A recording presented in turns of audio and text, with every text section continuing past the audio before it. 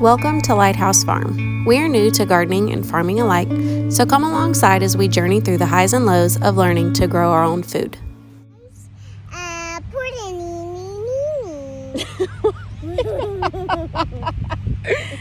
What?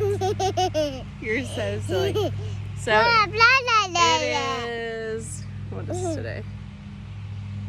It is May 27th. It is hot. The sun is out, as you can tell.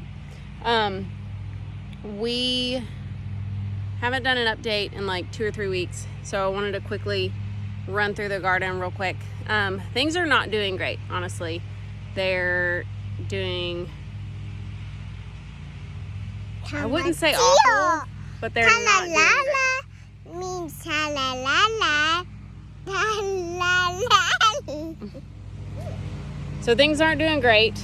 They're not doing like horribly, Blah, but blah, blah. stop. A lot of our stuff isn't producing. This compost, again, is so woody, not broken down. So we've been talking closely with a good friend of ours. She owns a nursery not far from us. But apparently she got some of this compost the year before last, and it was also in the same state that this is, not broken down. And she, I believe I told you guys this before, she recommended doing a chicken manure compost tea and feeding the plants with that to help boost the nitrogen. And we have been doing that. It's been helping drastically with feeding these plants. And the growth on the plants are so much greener, but the plants still are struggling to produce. Like a lot of these peppers have been out here, should definitely be producing. There is some pest pressure on these, but not a ton. Some of them look way better than others, but it just kind of is what it is. We come out here and we pick off bugs as we can, as we see them. Anyways, everything is really stunted, really delayed. But our friend was saying that the stuff that she got from last year to this year has been so much different. She has gotten a much better yield this year than last year, and that's just because the compost has had another year to break down. So I'm holding on to that, looking forward to next year. We are going to do a fall garden. For the fall garden, we're going to come in and put some actually decomposed compost on the beds in hopes that will help with the fall garden. But anyways, we'll do a quick run through and show you guys the progress it's made. So we've got tomatoes all along the trellis here. These are sun gold. Those are just red cherries there. You can hardly see them. These things have been planted for, I don't even know how long. I'll show you how long, or I'll write down how long they've been planted. This guy here planted the same time. No clue why he has taken off, and the rest of them look like that. So no clue why that guy is so much bigger than the others, but it is what it is. Hopefully we get something from that one this year. So we'll see. We've got a lot of peppers along here, and then we've got a lot of basil planted. And then I've got like some borage and some calendula maybe planted. Everything should be way further along than it is, but again, it just kind of is what it is at this point. You live and you learn. We've got some tromboncinos, I think, right here. That's a tromboncino from seed. Those are transplants. And then we've got ground cherry. My other 2 ground cherries died, but that one's looking pretty good. This, I think, is celery, and that's looking all right. And then all along the side, I just kind of threw some stuff in. I had some extra eggplants, but those are not really doing well. And then I planted in some sunflowers from seed, and my intent with those was to provide some shade for these tomatoes. But the tomatoes aren't really growing anyway, so it doesn't really matter. And then we've got some peppers, some more basil. We have eggplants right here. I mentioned in another, no, are those eggplants? I think those are eggplants. I mentioned in another video before, I don't even know if eggplants require trellising, but they're there. So, what is it? Oh, you see those pretty flowers? What are those? Cucumbers. So we've got Mexican sour gherkins there. Like we do have some flowers on our peppers, so that's kind of fun. I don't know if they're supposed to be down like that or if they're supposed to be up, but it is what it is, right? Hey, baby, don't pull on it. Don't pull on it. Thank you. We've got some cucumbers. Those are actually doing pretty well.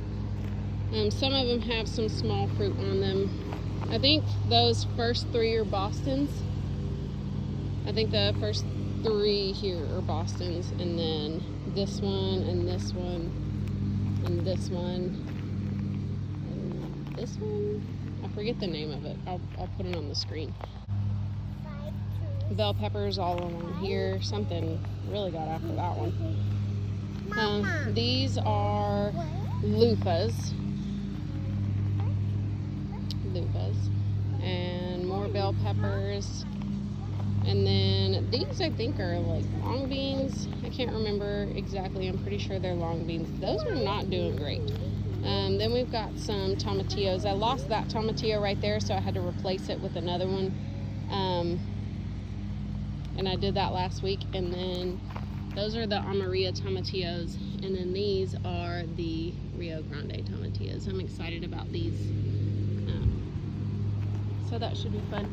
And then we've got romaine growing there. And then our asparagus here is doing all right, I guess. There is starting to get some yellowing.